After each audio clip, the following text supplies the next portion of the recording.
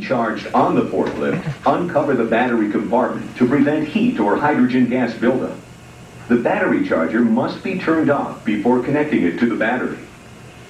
Make sure metal objects do not come in contact with the battery terminals.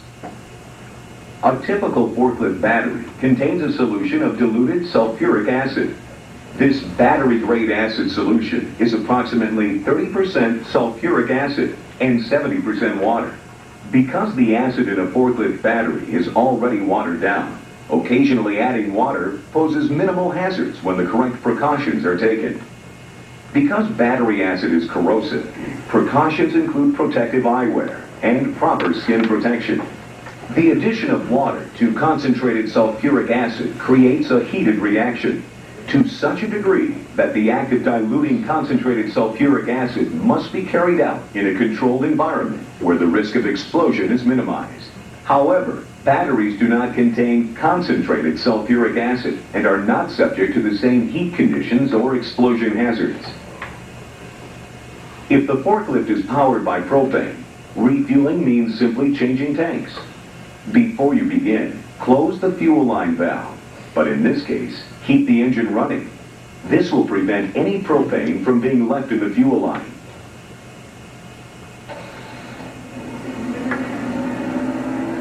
Carefully remove the empty tank. If propane comes in contact with your skin, it can freeze it in an instant.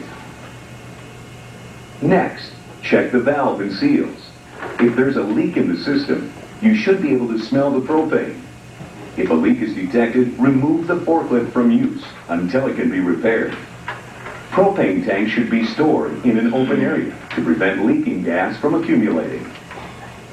Propane is heavier than air and will settle to the ground. Escaped propane is a potential fire hazard.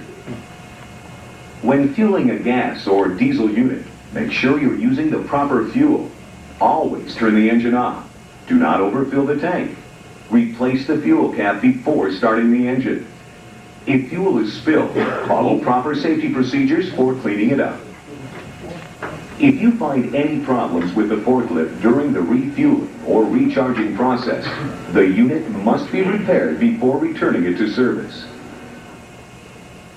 If you're using a forklift outdoors or at a construction site, you're bound to encounter rough, uneven terrain. Pneumatic tires are used on these forklifts because they are more forgiving, making the unit easier to handle. This helps increase safety and stability. Walk-along units, such as motorized hand trucks or pallet trucks, should always be operated at a normal walking pace. When picking up a load, the unit should come to a stop too.